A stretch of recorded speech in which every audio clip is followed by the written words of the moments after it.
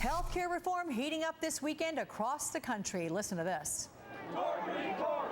Tort reform! Tort reform! Tort reform! We're about to allow it outside, but really go on. This would be impossible. This was the scene in Lee Summit, Missouri yesterday. A monthly meeting at a coffee shop with a congressman drew an unusually large crowd, which spilled into the streets. Like many town hall meetings across this country, groups of supporters and opponents showed up to express their position on President Obama's health care plan. Joining me now from Washington, D.C. is Amanda Carpenter, reporter and blogger for the Washington Times. Also joining us, Adam Green, blogger and co-founder of the Progressive Change Campaign Committee at boldprogressives.org. Good morning, both of you.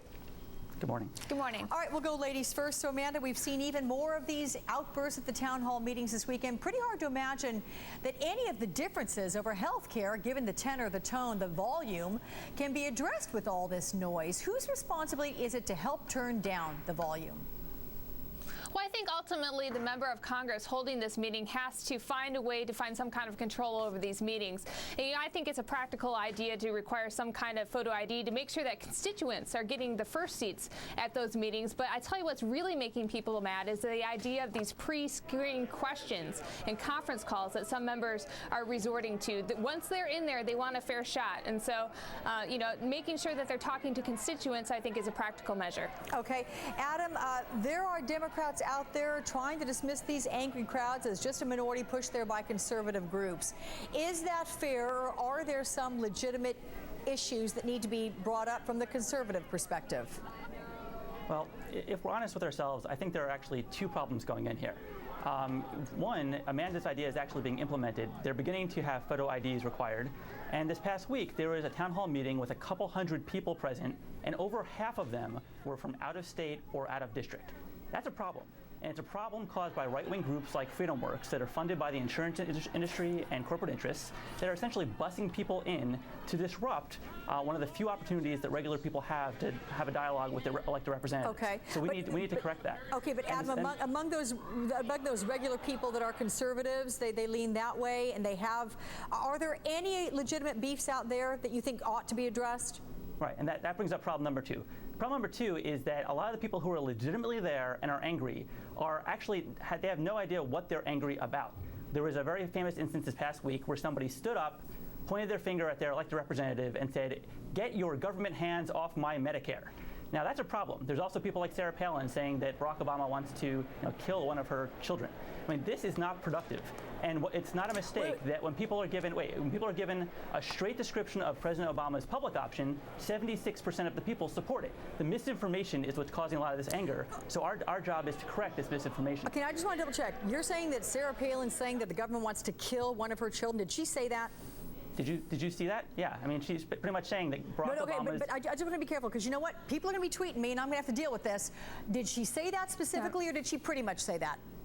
But either way, I mean, the fact that people are blatantly saying that Barack Obama wants to euthanize people, and Sarah Palin is out there talking about how Barack Obama is targeting her child. I mean, that is not constructive, and it's the kind of thing that is resulting in these angry mobs. So even those that are there legitimately are citing these points as if it has anything to do with Barack Obama's health care plan. Okay. That's a problem, and we need to cure the misinformation. Amanda, I want to take a look at a post on a blog. It's at the conservative townhall.com, in which Bobby writes, the quote reads, "The American people are not stupid. They want to be heard, and the Democrats are ignoring them."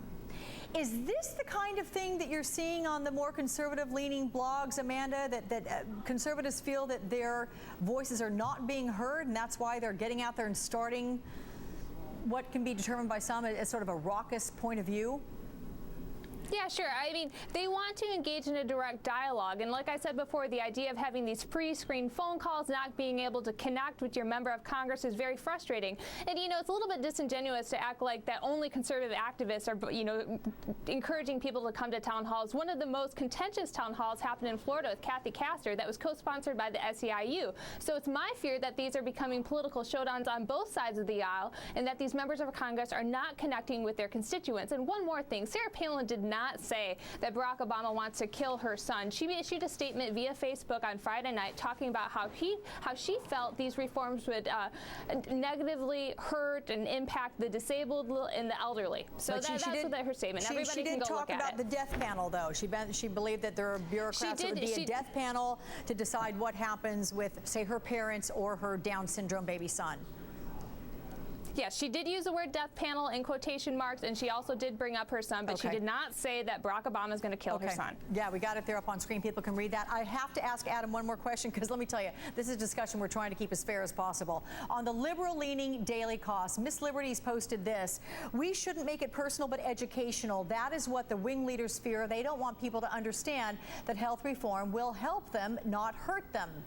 Adam, in terms of the tone of what you're seeing on the liberal-leaning blogs, is this representative of that? Yeah, I think that's a great tone, and it's totally accurate. You know, this past week, the group I'm affiliated with, the Progressive Change Campaign Committee and Democracy for America, launched an ad about the public option at boldprogressives.org, and it was aired on MSNBC. And basically, we've gotten all these emails from these right-of-center people who are saying, you know, Barack Obama wants to cut off health care for seniors. And I've actually taken the time to respond to them. And I try to point out that, you know, the public option is not government-run health care. It's just insurance paying private doctors.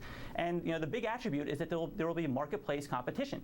And it's not an accident that we found out this week that there is a healthcare CEO who has $750 million in stock options. Now, the public option would use that money to pay the legitimate healthcare needs of patients, whereas private industry wants to pay that to CEOs. That's a difference, and we do need to get that information out there and let people judge Barack Obama's plan based on correct information, not euthanizing and death panels. All right. Well, there is a lot of information to get out there and get to the public so they feel informed. Amanda Carpenter and Adam Green, thank you both for weighing in.